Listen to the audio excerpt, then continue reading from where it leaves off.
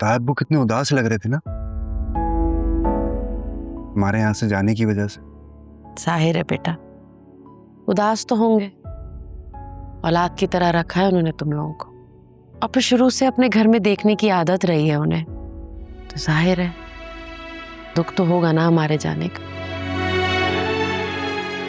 अम्मी पता है आपको, जब तायब्बू ने गले लगाया ना तो उनमें से अब्बू की खुशबू आ रही थी।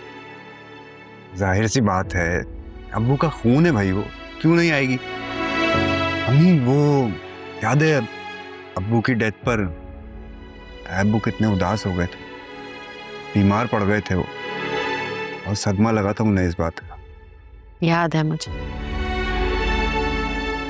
राशिद के जाने का बहुत दुख था उन्हें।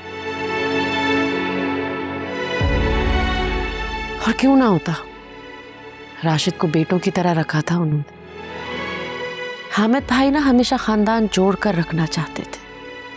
राशिद को भी कहते थे कि पैसों की वजह से खानदान में दूरियां नहीं आनी चाहिए, इसीलिए हमेशा राशिद को कहते थे कि नौकरी छोड़ दो और उनके साथ कारोबार में लग जाओ, या फिर अगर साथ कारोबार नहीं करना तो पैसे देने की भी ऑफर की थी कि अपना कारोबार खुद शुरू करूं।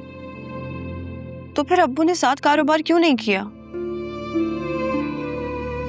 बहुत खुददार थे तुम्हारे अब्बू, और फिर तुम्हारी ताई अम्मी की आदत का भी अच्छी तरह पता था, इसीलिए कभी इस मामले में पैसे लेने की जरूरत नहीं की उन्होंने। सेना जो भी हो अम्मी, ताया अब्बू और अब्बू ना दोनों अपनी अपनी जगह बिल्कुल ठीक थे।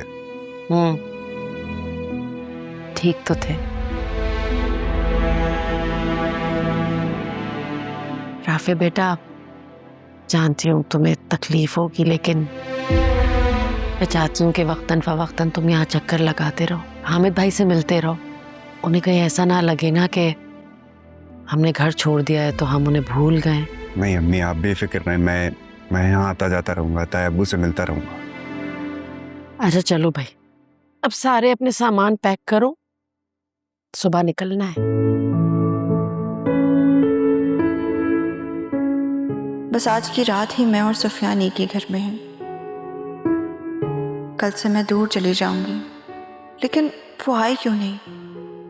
उन्होंने तो कहा था कि वो अम्मी से मिलने जरूर आएंगे।